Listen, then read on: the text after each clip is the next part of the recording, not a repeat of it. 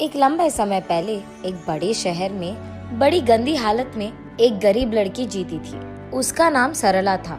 वो अपने माता पिता और भाई के साथ एक छोटी सी घर में रहती थी। उसका पिता शहर में मिल रहे छोटे मोटे काम करता था और इतना ही नहीं, सारा दिन मेहनत करके कमाए हुए पैसों में से आधे पैसे वो दारू में लगा देता था। इसीलिए उनकी घर की हालत दिन ब दिन बिगड़ती गई। ना उनको हर रोज खाने के लिए खाना था, ना पहनने के लिए कपड़े थे। सरला का भाई भी हमेशा भूख की वजह से रोते रहता था और उसकी माँ की तबीयत हमेशा खराब थी। इसीलिए सरला उसके भाई का ध्यान रखती थी। सारे घर का काम भी वही करती थी। जितना था उतने में ही खाना पकाकर अपने भाई को देती थी और अपने माँ को भी खिला देती थी। अगर कुछ बचता तो खाती थी, वरना वो भी नहीं करती।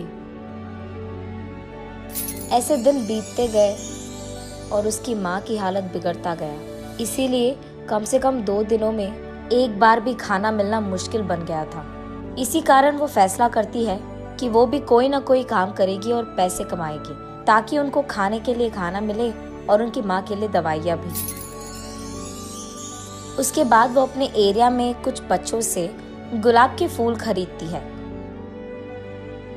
और उसके बाद ट्रैफिक सिग्नल में जाकर उन्हीं फूलों को बेचने लगती है। ऐसे दिन पूरा खाए बिना सोए बिना मेहनत करके कमाए हुए कुछ पैसों से वो अपने भाई और माँ को खाना देती थी। बचे पैसों से वो जब अपनी माँ के लिए दवाइयाँ खरीदने जा रही थी, वहां उसका पिता आकर, ये सब खाने के लिए तुम लोगों को पैसे कहाँ से आए? तब सरला घबराते हुए, वो आज पूरा दिन मैं ट्रैफिक सिग्नल के पास फूल बेचकर कमाए हैं पापा। कुछ पैसे बचे हैं क्या? हाँ? कुछ बचे हैं पापा, माँ के लिए दवाइयाँ खरीदने जा रही हूँ। ठीक है, इधर दे दो, मैं जाकर लेके आऊंगा दवाइयाँ।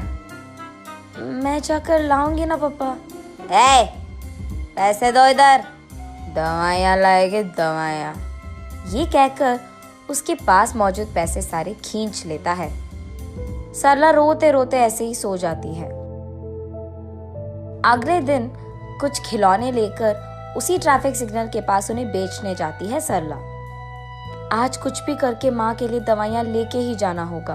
पापा को तो 1 भी रुपए नहीं मिलना चाहिए, ये फैसला करती है। उस ट्रैफिक सिग्नल में रुके हर कार के पास जाकर ऐसे ही पूछती है, खिलौने चाहिए क्या भैया? दीदी खिलौने हैं दीदी। सर 1 ले लो सर। मैडम 1 खिलौना ले लो मैडम। सर 1 खिलौना खरीदो सर। दीदी 1 खिलौना दीदी। ऐसे वहां आते जाते सब लोगों से वो विनती करती है, लेकिन 2 पैर होने के बावजूद एक भी खिलौना कोई भी नहीं खरीदता है और उसे 1 फूटी कौड़ी भी नहीं मिलती है। इसलिए सरला बहुत निराश होती है और क्योंकि वो सुबह से कुछ नहीं खाई है, उसे बहुत थकान सा होता है। लेकिन फिर भी जैसे ही ट्रैफिक सिग्नल के पास गाड़ियां रुकते हैं, वो भागते हुए फिर से बेचने की कोशिश करती है। लेकिन इतने में वो एक कार के सामने थकान के कारण चक्कर आकर गिर जाती है। जब आंखें खोलकर देखती है तो सरला एक बड़ी सी घर में और बड़े से बेड पर सोती रहती है और वहां मौजूद 2 आदमी, मेरा नाम सुरेश है बेटी और ये मेरी बीवी है सुमति।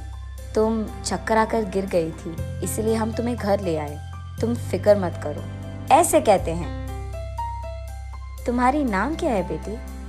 मेरा नाम सरला है, मुझे घर जाना है। तुम कहाँ रहती हो बेटी?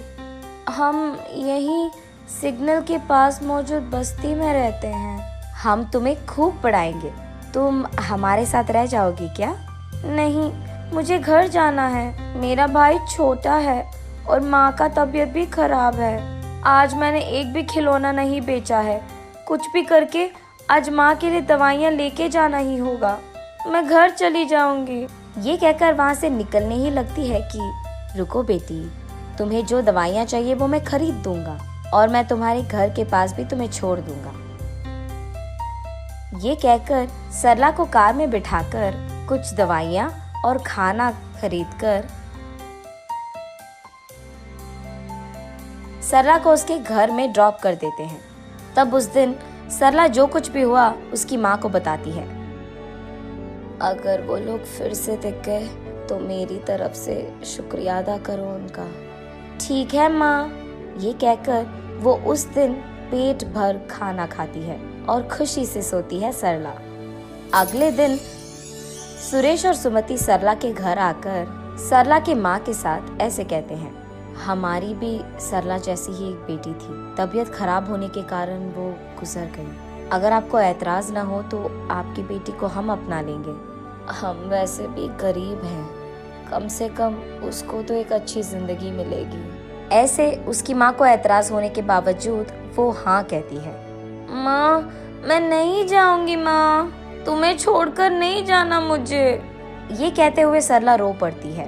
तब सरला को वो लोग समझकर ऐसे कहते हैं, तुम्हारा सारा परिवार हमारे साथ रह सकता है, हमारे तो रिश्तेदार भी नहीं है और औलाद भी नहीं है, हमारे पास बहुत सारे पैसे हैं और तुम सबका देखभाल हम कर सकते हैं। सरला की माँ को ये बात मंजूर होती है।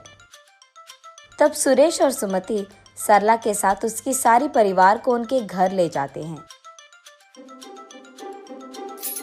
अगले ही दिन से सरला एक बड़ी पाठशाला में पढ़ने के लिए जाती है और सरला के भाई को खेलने के लिए बहुत सारे खिलौना खरीद कर देते हैं। सरला की माँ को भी एक अच्छी अस्पताल में इलाज करवाते हैं और सरला के पिता को काम करने के लिए एक अच्छी नौकरी देते हैं।